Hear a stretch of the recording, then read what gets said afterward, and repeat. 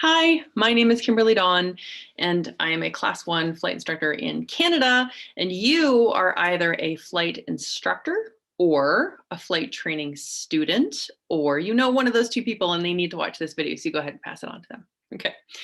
So the title of this video is designed to hook you in because I need to talk to you about the single most common problem that I see in all primary flight training. Now, I could get into the different stages of flight training, but let's just talk pre-solo. How to avoid long plateaus later on, how to avoid long plateaus now, how to avoid massive amounts of confusion now. And that has everything to do with the common mistake of rushing. Let me explain. So when you first start training or you first start training one of your students, in the beginning is really quite simple for flight instructors, like attitudes and movements, straight and level and trimming. This is basic stuff. So what ends up happening from the student perspective is that attitudes and movements, straight and level, I'm starting my flight training. This is exciting. And you dive into the books. And then what happens at the beginning is that the student is super keen and into it, and the flight instructor is keen to move on to more interesting stuff, or sees that the student is very skilled already or easily understands it. And I'm like, okay, we can move through the material quite fast. Right on. Let's just move on beyond attitudes and movement, straight and level flying and trimming and all of the basics. And you rush through it so fast that habits aren't built. One of my favorite YouTube videos is the Mark Rober video or Mark Rober TED Talk on the Super Mario Brothers. So he talks about the science of learning and the science of being able to master certain skills. And he talks about Super Mario Brothers, which is pretty great. I highly suggest you go watch that YouTube video. But in the beginning for attitudes and movements, the reason that it's a standalone individual lesson isn't because the students need to really spend some time on what's a nose up attitude, nose down attitude. It's not that. It's because the visual cues that the instructor is training the student is so foundational and ridiculously important to the remainder of their training that it's a standalone lesson. We spend a ton of time on the first lesson, attitudes and movements, on normal cruise attitude or cruise attitude, what you're looking at outside. Every instructor that I've ever met does a measurement of something. Here's the panel and the horizon. You got a fist. If you put your fist on the panel, it's a fist length between the panel and the horizon, or an inch above the compass, or however you measure it. Every instructor I've ever met measures somehow.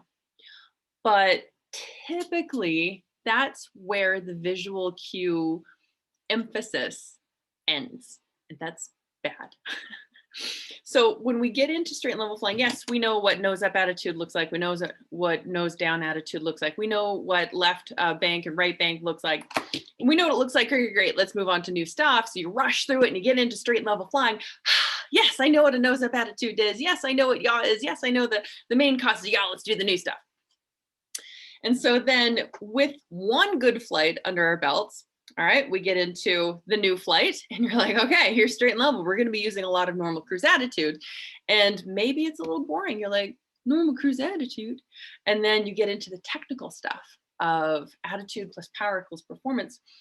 And the technical book equation is easy to spit back at an instructor. Instructors, if you ask the confirmation question, your students can spit it back at you. But do they know what they're looking at? Okay. Normal cruise, if you have, cruise attitude right here, they're going to see, fist, panel, horizon. They're going to see one normal cruise attitude. But how many people actually talk about the lift trade-off? Now, this is words that I've made up. You're not going to find it in a textbook, but I call it the lift trade-off. So I start with, what are the two ways that the pilot has control over lift in flight? And they'll say some variation of thrust and angle of attack. And I say, yeah, we go high five. And so I say, absolutely. If you're going to add more thrust, then what you're doing is increasing airflow over the wings. Yeah, you're going to add some lift. Great. And if we increase angle of attack, hopefully this instructor can explain it properly, but typically it gets skipped over. So having a solid understanding of angle of attack, every book that you've ever read shows angle of attack with a nose up attitude. But does the student understand angle of attack if we're descending. How many students have come to me thinking that angle of attack had to do with the chord line of the wing and wind? Well, what happens if we have a tailwind? Okay, your instructor didn't confirm. I'm sure that they've explained it properly. You as an instructor, I'm sure you've explained this properly, but confirming and not rushing through the information is vital. Do they understand that you can fly in a completely still box of air?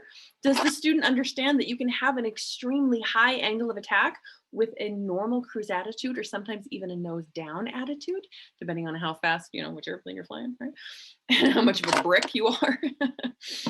So the lift trade-off, if we're going normal cruise attitude with normal practice area power settings, let's pretend you're in a 172, this is around 2300 RPM, and you have one visual acuity. There's going to be a certain distance between the panel and the horizon. If we were to go into a cross-country power setting, a higher power setting in a 172, that might be 24, 25, 2600 RPM, if we're adding more lift from the thrust vector to stay straight level without, having lift overcome weight, without climbing, to stay straight level, we have to decrease angle of attack. So if we decrease angle of attack, there's going to be more distance between the panel and the horizon. Do your students understand this? Students, do you understand that there's a new thing to memorize? Okay.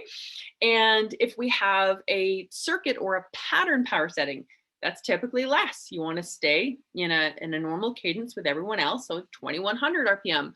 And so if we have less power or less thrust, creating airflow, creating lift, then we have to increase the angle of attack to stay level, because if we just reduce lift, we're gonna, head down.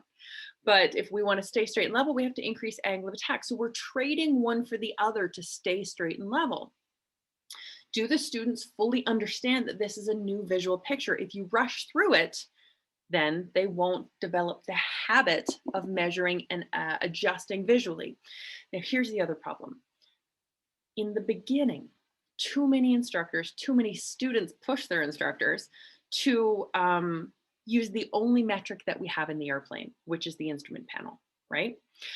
If I have metrics for altitude, if I have metrics for airspeed, I can measure what I'm doing. I can measure if I'm too high or too low. I can measure if I'm too fast or too slow. Then what happens is that the student ends up focusing on the measurements. Like, if I can get this perfect, I'm going to be a perfect pilot.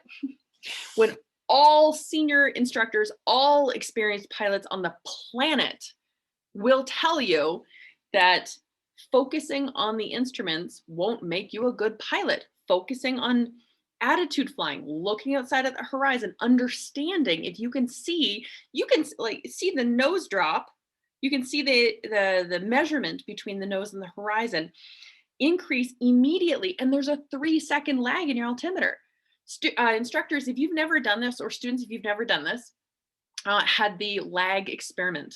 I'd say 95% of the people that I fly with have never done an instrument lag experiment, which means that you're flying straight level on a VFR day and you're looking way out at the horizon. And what I get them to do is look at the nose versus the horizon. And the moment that it starts to drop, so I'm going to push it over, the moment that it starts to drop, you're going to start counting your head and look at the altimeter. And so what always happens is that I'm like, okay, you start counting out loud as soon as they drop. So I drop and they'll go 1, 2, 3. And it was 3 seconds later, the altimeter starts moving. Instructors, start doing that experiment right now. Prove to your students that they will actually be better pilots, be better pilots by looking at the horizon and learning energy management by looking outside, measuring the panel against the horizon, because you can see those drops instantaneously. That horizon is 40, 50, 60, 100 miles away, right? It's going to be a long way away. And so you can see the change instantaneously in a 1 to 1 degree, half a degree measurement, where it's going to take a long time to show up in the metrics. Personally, I'm not recommending this to all flight schools and all flight instructors. Personally, I found the most success with leaving instruments entirely out of the first lesson. Entirely. You have to focus entirely outside. Nose up attitude, nose down attitude, bank left, bank right, yaw, and looking at how the airplane moves with the outside visual references. Personally, on the second lesson, when I do straight and level, I actually don't introduce any instruments until the very end of the lesson. We do high cruise and low cruise by looking at the RPM only and very briefly, and focusing on the fact that 75% of our attention needs to be outside. Horizon, horizon, horizon, RPM, horizon, horizon, horizon, RPM. And then at the very end of the lesson, I introduce altimeter and airspeed and heading, and I show them the lag and the errors immediately. And I stress, and sometimes I even raise my voice, I stress the fact that you have to use the horizon to be a good pilot, because you will notice outside much faster than you notice inside. And then they get into the habit. Instructors, students, you have to let them practice straight and level. You have to let them practice trim. Trimming's a whole other video. I'm going to do a whole different video on trimming and how to teach trimming well, so you don't see the problems that I'm seeing at the end of the commercial license instructor reading. Anyways, you have to let them practice. Yes, the first couple of lessons are incredibly easy to understand. And a lot of the times they're easy to replicate, and you can just move through the information fast. Okay, you've got straight level, let's go on. But what you're not allowing your student to do, students, what you're not doing when you rush through the first couple of lessons is you're not developing the habits, the habit of feeling how much pressure that you need in certain situations, the habit of looking at that horizon first, the habit of measuring and understanding the visual references that you're looking at. So there's lots of other videos that I do on my YouTube channel. You can go check it out. I also teach every day in my private community, but I just want to spread that good word to the population in general. Attitude flying is typically the number one thing that training captains at airlines tell me is the problem with the new pilots coming up. Attitude flying. There is a number 2 and a number 3 problem, but this video is getting too long. So I also have a tracker that I've developed to help you get through primary flight training as fast as possible, something that I made. It's a Google spreadsheet. So if you want that, then just fire me off a private message and I'm happy to send that tracker back to you for free. All right, have a good day. Bye.